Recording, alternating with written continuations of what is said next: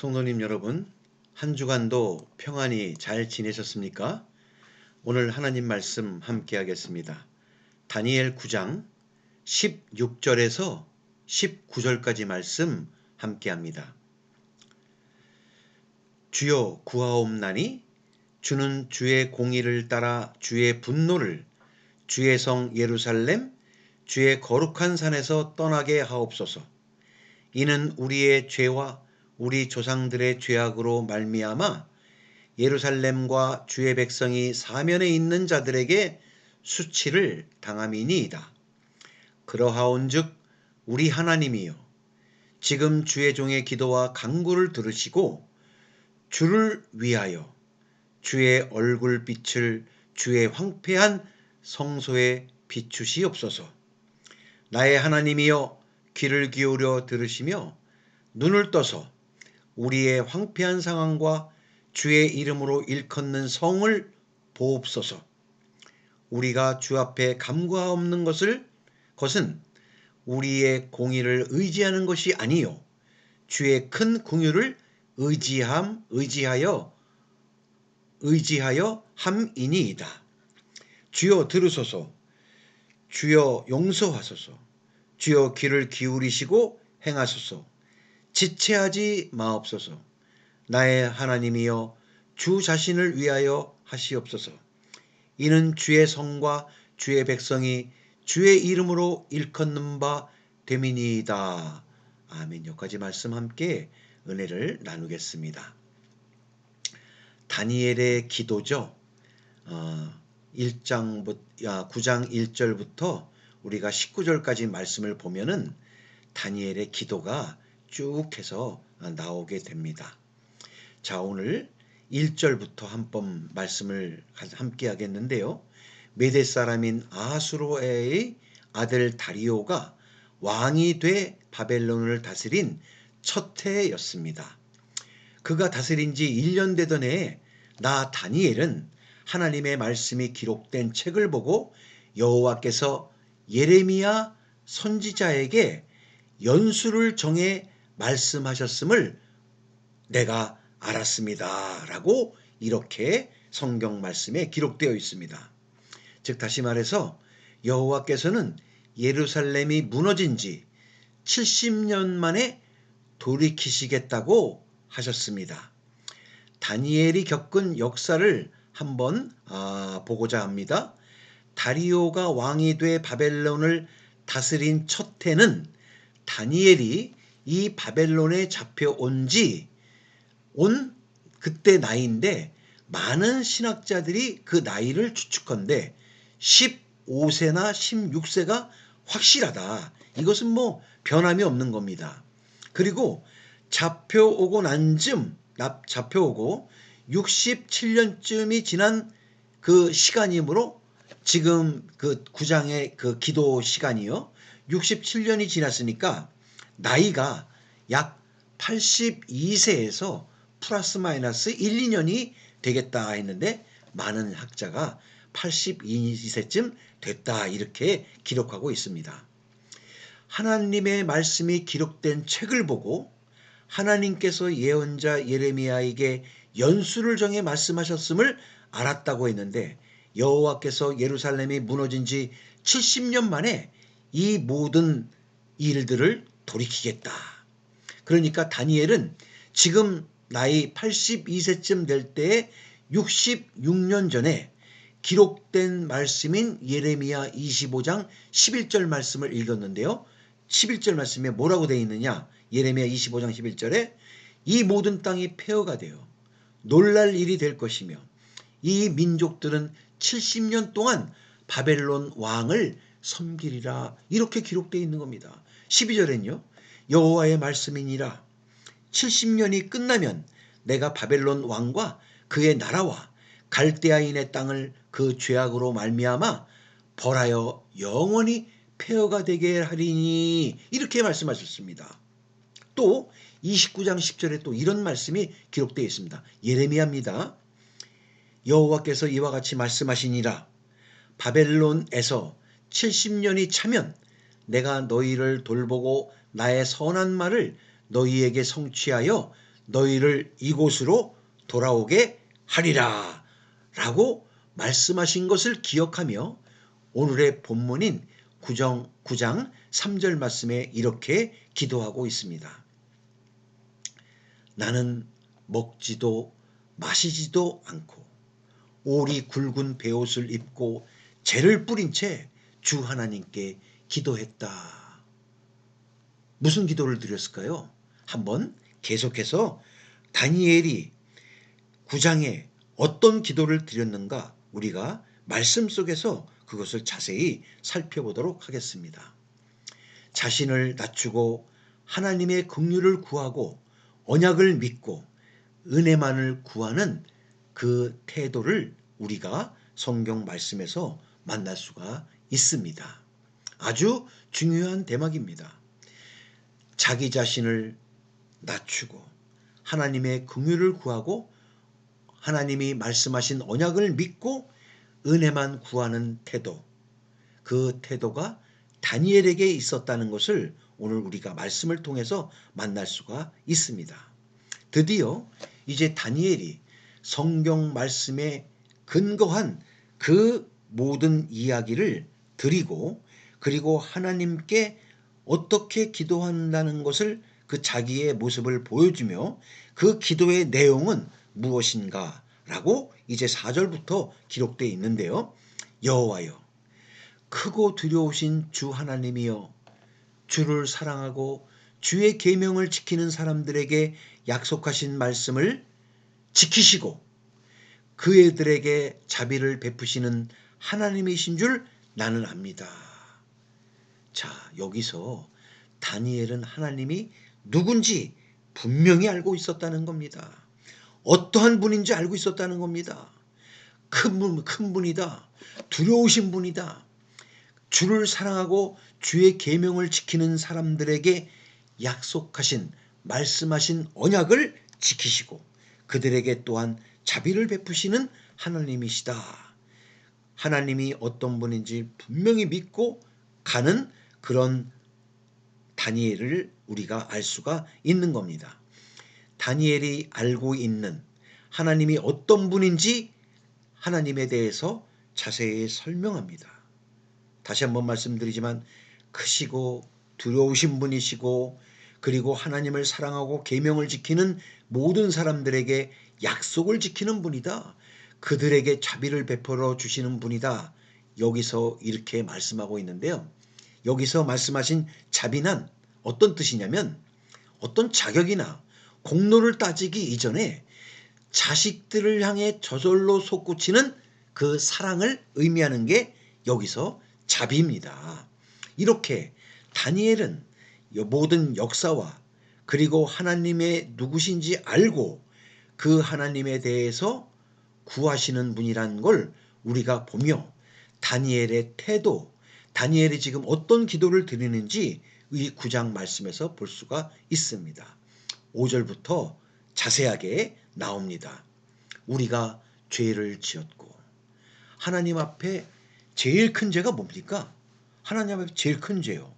그것은 다름 아닌 하나님 외에 다른 신을 섬기거나 하나님을 저버리고 좌로나 우로나 치우친 삶이 바로 죄를 진 거라고 하나님은 분명히 말씀했습니다. 그렇기 때문에 성도가 짓는 가장 큰 죄는 하나님을 믿지 않고 순종하지 않는 죄가 큰 죄인데 우리가 죄를 지었고 그랬습니다. 근데 여기서 우리가 계속 반복되는 단어를 한번 새겨 듣기를 바랍니다.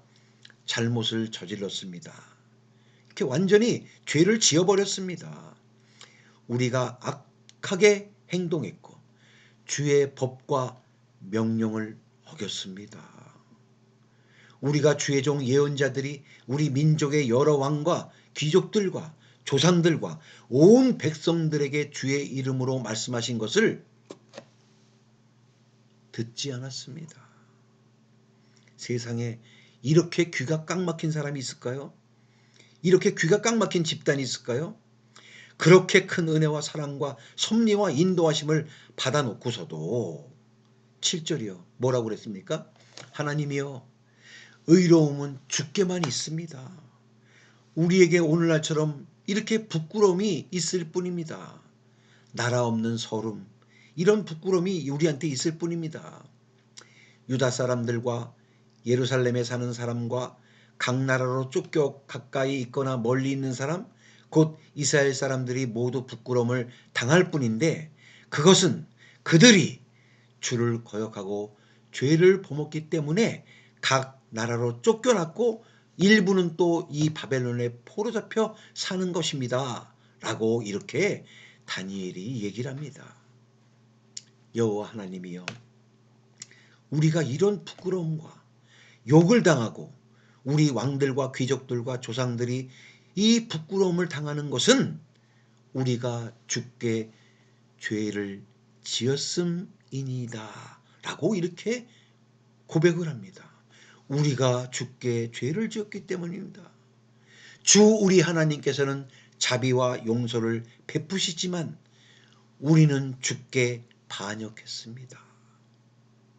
세상에 하나님께서 이토록 사랑해 주시고 많은 기적과 이적을 베푸시면서 인도하시고 보호하시고 귀한 가나안 땅에 정착을 했는데도 불구하고 정신 못 차리고 하나님께 반역했습니다. 우리 하나님은 여호와의 음성을 듣지 않고 하나님의 종 예언자들을 시켜서 우리 앞에 세우신 율법을 다 일러주고 가르쳐주고 순종하라 일렀지만 저희들은 지키지 않았습니다. 온 이스라엘이 주의 율법을 지키지 않았고 주의 목소리를 듣기를 싫어했습니다. 그러므로 하나님의 종 모세의 율법에 기록된 맹세대로 저주가 우리에게 내려졌습니다. 우리가 죄를 지었기 때문에 지금 이렇게 바벨론에서 세계 각지로 흩어져서 지금 이렇게 심판을 받았습니다. 죄의 대가를 치렀습니다. 주께서는 큰 재앙을 우리에게 내리셨습니다. 이렇게 다니엘은 고백을 합니다. 아니, 다니엘이 지금 고통당하고 있습니까? 다니엘은 지금요 왕실에서 호의호식하며 잘 먹고 있습니다.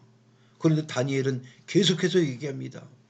우리와 우리 지도자들을 벌하셔서 주께서 말씀하신 것을 그대로 증명하셨습니다.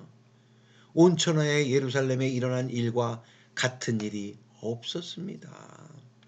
이토록 하나님의 말씀을 귀히 여기면 너희들이 자자손손 대대로 평안히 살거니와 그렇지 아니하면 너희가 심판을 면치 못할 것이라는 이 말씀을 해 주었는데도 불구하고 이룩하지 못했다. 이렇게 나아가고 있는 겁니다.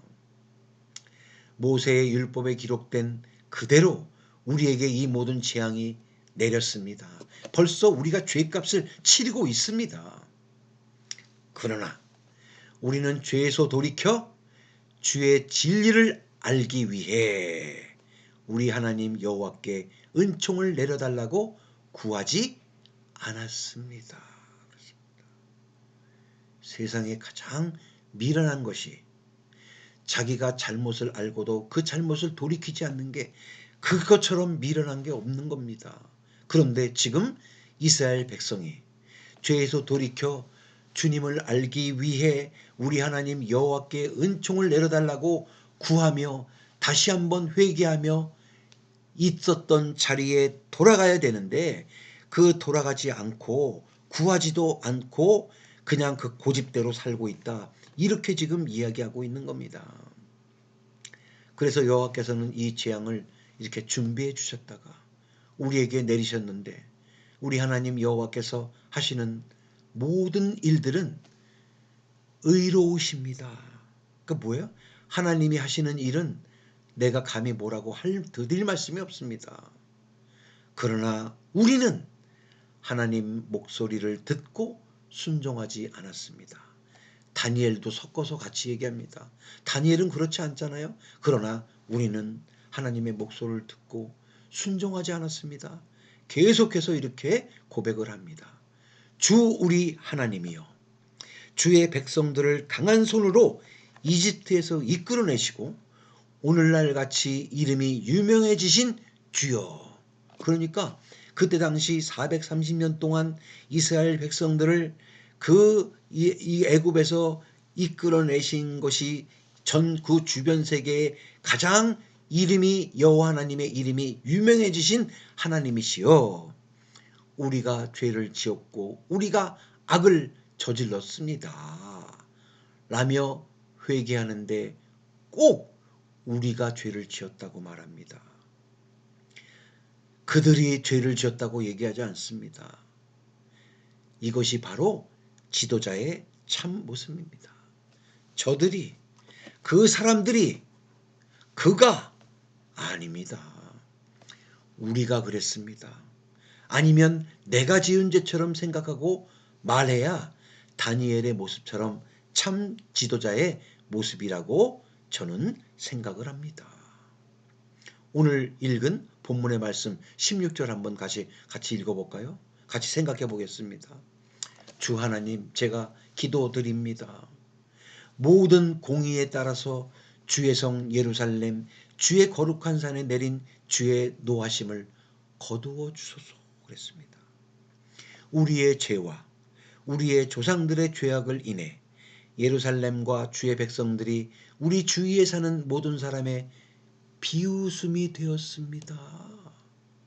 그 큰 이적과 그 유명해진 하나님의 이름이 우리들이 비천하게 살고 너무나 비참하게 살아서 우리가 비웃음거리가 되었습니다. 그러므로 하나님, 이제 주의 종의 기도와 간절함을 하나님 꼭 들어주십시오. 하나님 자신을 위해 무너진 주의 성전에 주의 얼굴빛을 비춰주셔서 다시 한번 세워주십시오. 내 하나님이여, 귀를 기울이시고 들어주시옵소서. 눈을 떠서 좀 제발 우리의 형편을 봐주십시오. 주의 이름으로 부르는 성이 무너지고 우리가 고통당하고 있습니다. 우리 모두가 주께 기도하는 것은 우리가 잘한 것이 있어서가 절대로 아니오니 하나님 아버지 큰 자비를 베푸시는 분이시기 때문에 지금 우리가 이렇게 기도드리고 있습니다. 라고 이렇게 기도합니다. 끝으로 19절에 보니까 주여 들어주시옵소서. 주여 용서해 주시옵소서. 주여 들으시고 이루어 주십시오.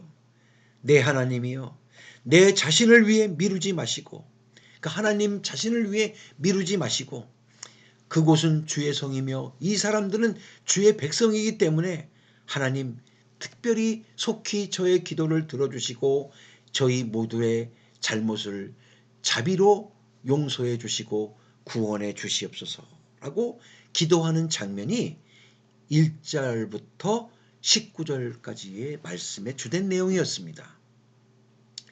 저는 이 짧은 다니엘 9장 1절에서 19절 속에서의 말씀을 통해 우리에게 지금 얻어야 할 교훈이 몇 가지가 있는데요. 첫 번째, 우리는 역사를 알아야 합니다. 다니엘이 알았던 역사는 66년 전, 82세니까 66년 전에 읽었던 예레미야 성경에 기록한 것을 그대로 믿고 그것을 따랐습니다. 이처럼 우리는 역사, 하나님의 기록된 성경 말씀의 모든 역사를 적어도 우리는 그 바운드리 정도는, 큰 대목 정도는 알아야 된다. 이렇게 말씀을 드릴 수가 있습니다. 두 번째, 가장 중요한 건데요. 다니엘은 하나님이 어떤 분인지 분명히 알았습니다. 크고 두려운 분이고요. 자비가 많으신 분이고요. 그의 백성을 사랑하신 분이고, 우리가 말씀으로 읽었지 않습니까? 하나님이 어떤 분인지 분명히 알아야 됩니다. 세 번째는요, 너무나도 중요합니다. 계속해서 15절까지 회개하는 겁니다. 잘못했습니다. 하나님은 이렇게까지 자비하시는데 우리는 이렇게까지 배반했습니다. 우리가 받는 재앙은 정말 당연한 겁니다. 우리가 올바르지 못했습니다. 우리가 반역했습니다. 계속해서 회개하는 모습을 볼 수가 있는 겁니다. 네 번째는요. 다니엘이 참 놀라운데요. 내 주변의 모든 것은 나에게 있다고 고백을 합니다. 항상 무언가 회개할 때 전부 다 우리가 그랬습니다. 우리가 그랬습니다. 그들이 저들이가 아니라 다니엘도 거기에 딸려 들어가서 우리가 이렇게 죄를 지었습니다. 라고 다니엘이 그렇게 기도한 것처럼 지도자는 그들 책임이 아닙니다. 저 사람들 상대방 책임이 아닙니다. 내 책임입니다. 라고 말할 수 있는 사람이 진정 지도자인 걸 오늘 우리가 말씀을 통해서 볼 수가 있는 겁니다. 다시 한번 네 가지 교훈 역사를 알아야 합니다. 하나님이 어떤 분인지 우리는 확실히 알아야 합니다. 회개는 가장 올바른 신앙인의 모습이라는 걸 우리가 또한 알아야 합니다. 네 번째, 내 주변의 모든 책임은 누구한테 있다? 나한테 있다고 믿고 하나님한테 회개하는 것이 또한 중요한 것이 그 사람의 그런 태도가 지도자의 모습이다 라는 것을 말씀드릴 수가 있는 겁니다. 모쪼록 다니엘의 이 네 가지 멋진 신앙인의 모습, 하나님의 자녀의 모습, 그리고 우리가 지금 이 시대를 살면서 가져야 될 사나이 대장부 같은 모습이 오늘 이 아침 저와 우리 모두의 모습이 되기를 주님의 이름으로 축원합니다.